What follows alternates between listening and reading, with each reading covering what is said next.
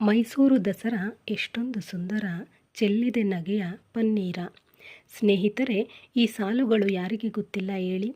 ದಸರಾವನ್ನು ಅತ್ಯದ್ಭುತವಾಗಿ ವರ್ಣಿಸುವ ಹಾಡುಗಳಲ್ಲಿ ಹೆಚ್ಚು ಜನಪ್ರಿಯವಾಗಿರುವ ಚಿತ್ರಬ್ರಹ್ಮ ಪುಟ್ಟಣ್ಣ ಕಣಗಾಲ್ ನಿರ್ದೇಶನದ 1970ರಲ್ಲಿ ತೆರೆಕಂಡ ಕರುಳಿನ ಕರೆ ಚಿತ್ರದ್ದು. ಈ ಚಿತ್ರದಲ್ಲಿ ಡಾಕ್ಟರ್ ರಾಜ್ಕುಮಾರ್ ಮತ್ತು ಕಲ್ಪನಾರವರು ಮುಖ್ಯ ಭೂಮಿಕೆಯಲ್ಲಿ ನಟಿಸಿದ್ದು, ಇದಕ್ಕೆ ಪೂರಕವಾಗಿ ಆರ್ ಎನ್ ಜಯಗೋಪಾಲ್ ಸಾಹಿತ್ಯ, ಎಂ ರಂಗಾರಾವ್ ಸಂಗೀತ ಮತ್ತು ಪಿ ಬಿ ಶ್ರೀನಿವಾಸ್ ರವರ ಕಂಠದಲ್ಲಿ ಮೂಡಿಬಂದ ಹಾಡಾಗಿದೆ.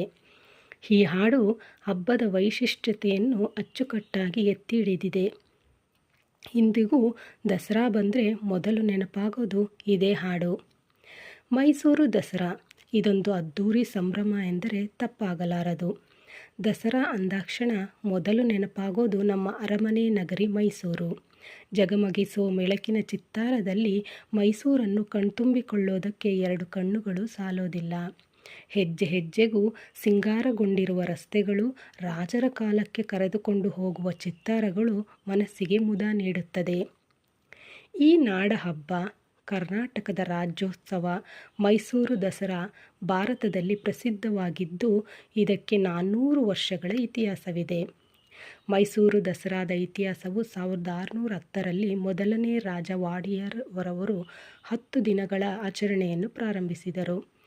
ಈ ಸಮಾರಂಭವು ಚಾಮುಂಡಿ ಬೆಟ್ಟದ ಚಾಮುಂಡೇಶ್ವರಿ ದೇವಿಯ ಪುರಾಣದೊಂದಿಗೆ ನಿಕಟ ಸಂಬಂಧ ಹೊಂದಿದೆ. ತಾಯಿಯು ಎಮ್ಮೆ ತಲೆಯ ದೈತ್ಯಾಕಾರದ ಮಹಿಷಾಸುರನನ್ನು ಸೋಲಿಸಿ ದುಷ್ಟರ ಮೇಲೆ ಸತ್ಯದ ವಿಜಯವನ್ನು ಪುನಃ ಸ್ಥಾಪಿಸಿದರು ಎಂದು ಹೇಳಲಾಗುತ್ತದೆ. ಇಂದಿಗೂ ವಾಡಿಯರು ಈ ಸಂಪ್ರದಾಯವನ್ನು ನಿರ್ವಹಿಸಿಕೊಂಡು ಬಂದಿದ್ದಾರೆ ಮತ್ತು ಕಾಲಾಂತರದಲ್ಲಿ ಅವರು ಅನೇಕ ಸಂಪ್ರದಾಯಗಳನ್ನು ಸೇರಿಸಿದ್ದಾರೆ. ಈ ವರ್ಷ ಅಕ್ಟೋಬರ್ 3 ಗುರುವಾರ ಚಾಮುಂಡಿ ಬೆಟ್ಟದಲ್ಲಿ ಉದ್ಘಾಟನೆಗೊಂಡಿರುವ 10 ದಿನಗಳ ವಿಶ್ವವಿಖ್ಯಾತ ದಸರಾ ಮಹೋತ್ಸವಕ್ಕೆ ನಮ್ಮ ಸಾಂಸ್ಕೃತಿಕ ನಗರಿ ಮೈಸೂರು ಸಜ್ಜಾಗಿದೆ. ಇದನ್ನು ರಾಯಲ್ ಫೆಸ್ಟಿವಲ್ ಎಂದು ಸಹ ಕರೆಯಲಾಗುತ್ತದೆ. 10 ದಿನಗಳ ಮೈಸೂರು ದಸರಾ ಉತ್ಸವದ ಪ್ರಮುಖ ಆಕರ್ಷಣೆ ಎಂದರೆ ಮೈಸೂರು ಅರಮನೆಯು ಪ್ರತಿದಿನ ಸುಮಾರು 1 ಲಕ್ಷ ಬಲ್ಬ್ಗಳಿಂದ ಸಂಜೆ 7ರಿಂದ ರಾತ್ರಿ 10ರವರೆಗೂ ಹಬ್ಬದ ಎಲ್ಲ ದಿನಗಳಲ್ಲಿ ಬೆಳಗುತ್ತದೆ. ಕರ್ನಾಟಕ ರಾಜ್ಯದ ನೃತ್ಯ, ಸಂಗೀತ ಮತ್ತು ಸಂಸ್ಕೃತಿಯನ್ನು ಎತ್ತಿ ತೋರಿಸುವ ವಿವಿಧ ಸಾಂಸ್ಕೃತಿಕ ಮತ್ತು ಧಾರ್ಮಿಕ ಕಾರ್ಯಕ್ರಮಗಳನ್ನು ಪ್ರಕಾಶಿತ ಅರಮನೆಯ ಮುಂಭಾಗದಲ್ಲಿ ನಡೆಸಲಾಗುತ್ತದೆ. ದಸರಾದ 10ನೇ ದಿನದಂದು ನಡೆಯುವ ಮೆರವಣಿಗೆಯು ಇಡೀ ಉತ್ಸವದ ಪ್ರಮುಖ ಅಂಶವಾಗಿದೆ. ಮೈಸೂರು ದಸರಾದಲ್ಲಿ ಒಟ್ಟು 3 ಮೆರವಣಿಗೆಗಳು ನಡೆಯುತ್ತದೆ. ಮೊದಲನೆಯ ಮೆರವಣಿಗೆಯು ದಸರಾದ 9ನೇ ದಿನವಾದ ಮಹಾನವಮಿಯಂದು ರಾಜಮನೆತನದ ಖಡ್ಗವನ್ನು ಪೂಜಿಸಲು ಮೂಲಕ ಶುರುವಾಗುತ್ತದೆ. ಇದರ ಜೊತೆಗೆ ರಾಜಮನೆತನದವರು ಒಂಟೆಗಳು, ಕುದುರೆಗಳು, ಆನೆಗಳು, ನರ್ತಕರಿಗೆ ಅತ್ಯುತ್ತಮವಾದ ಬಟ್ಟೆಗಳನ್ನು ಧರಿಸಿ ಜನರ ಮುಂದೆ ಮೆರವಣಿಗೆಯನ್ನು ಮಾಡಿಸುತ್ತಾರೆ. ಇದರ ಜೊತೆಗೆ ರಾಜಮನೆತನದವರು ಮೆರವಣಿಗೆಯ ಅಧ್ಯಕ್ಷತೆ ವಹಿಸಿ ಅವರು ಇದರಲ್ಲಿ ಪಾಲ್ಗೊಳ್ಳುತ್ತಾರೆ. ಇನ್ನು 2ನೆಯ ಮೆರವಣಿಗೆಯು ಮಹಾದಶಮಿಯ ಎಂದು ಕರೆಯಲ್ಪಡುವ ಮೈಸೂರು ದಸರಾದ 10ನೇ ದಿನದಂದು ನಡೆಯುತ್ತದೆ.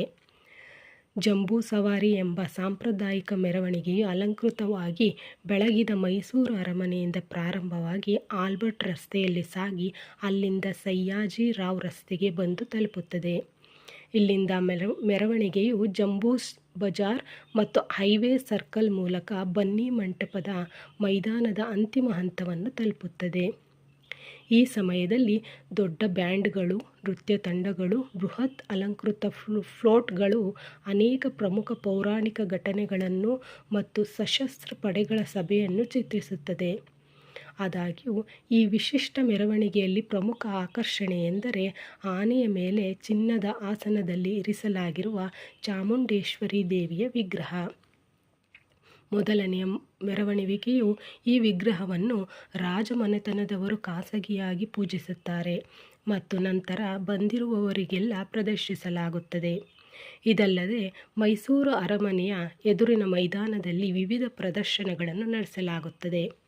ಮೆರವಣಿಗೆಯು ಬನ್ನಿ ಮಂಟಪದ ಮೈದಾನದಲ್ಲಿ ಬಂದು ನಿಂತಾಗ ಅಲ್ಲಿ ಬನ್ನಿಗೆ ಪೂಜೆ ಮಾಡಲಾಗುತ್ತದೆ. ವಿಜಯದಶಮಿಯ ಸಂಜೆ ಬನ್ನಿ ಮಂಟಪದಲ್ಲಿ ಜಂಬೂ ಸವಾರಿ ನಿಂತಾಗ ಮೋಡಿ ಮಾಡುವ ಪಂಜಿನ ಮೆರವಣಿಗೆ ಪ್ರಾರಂಭವಾಗುತ್ತದೆ. ಈ ಮೆರವಣಿಗೆಯನ್ನು ಪಂಜಿನ ಕವಾಯಿತ ಎಂದು ಕರೆಯುತ್ತಾರೆ. ಇದರಿಂದ 3 ಮೆರವಣಿಗೆಗಳು ಮುಕ್ತಾಯಗೊಳ್ಳುತ್ತವೆ. ಮೈಸೂರು ದಸರಾದ ಕೊನೆಯಲ್ಲಿ ಮೆರವಣಿಗೆಗಳ ಹೊರತಾಗಿ 10 ದಿನಗಳಲ್ಲಿ ಹಲವಾರು ಇತರ ಕಾರ್ಯಕ್ರಮಗಳು ನಡೆಯುತ್ತವೆ.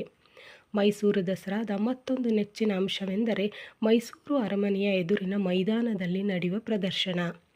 ಕ್ರೀಡಾಕೂಟಗಳು, ಸೈಕ್ಲಿಂಗ್, ಕುಸ್ತಿ, ಯೋಗ, ಚಲನಚಿತ್ರೋತ್ಸವಗಳು, ಸಾಕುಪ್ರಾಣಿಗಳ ಪ್ರದರ್ಶನ, ನಿಧಿ ಹುಡುಕಾಟಗಳಿಂದ ಹಿಡಿದು ಮೈಸೂರಿನ ಕಲೆ ಮತ್ತು ಸಂಸ್ಕೃತಿಯನ್ನು ಕೊಂಡಾಡುವ ಕಾರ್ಯಕ್ರಮಗಳು ನೆರವೇರುತ್ತವೆ. ಈ ವರ್ಷದ ಪ್ರದರ್ಶನದ ವೇಳೆಯ ಪಟ್ಟಿಯನ್ನು ನಿಮಗಾಗಿ ಈ ವಿಡಿಯೋದಲ್ಲಿ ಹಾಕಿದ್ದೀನಿ.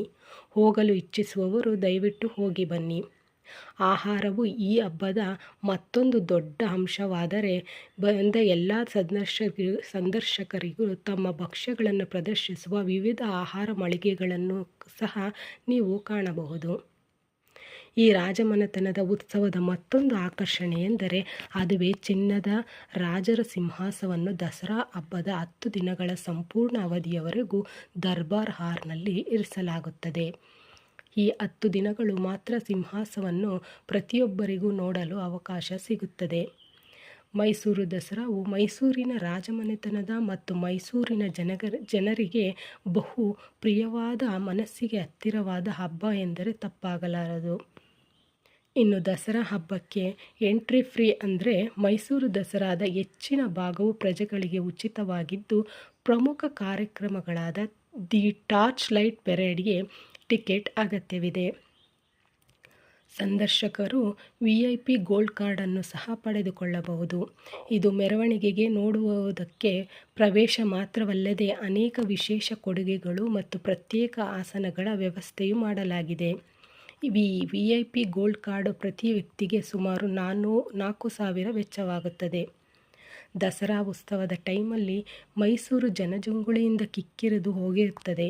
ಆದರೂ ಸ್ನೇಹಿತರೆ, ಲೈಫ್ನಲ್ಲಿ ಒಂದು ಬಾರಿಯಾದರೂ ದಸರಾ ವೈಭವವನ್ನು ಕಂಡು ತುಂಬಿಕೊಳ್ಳಿ ಎಂದು ಹೇಳುತ್ತಾ ಮುಂದಿನ ಭಾಗದಲ್ಲಿ ಸಿಗುತ್ತೇನೆ. ನಮಸ್ಕಾರ.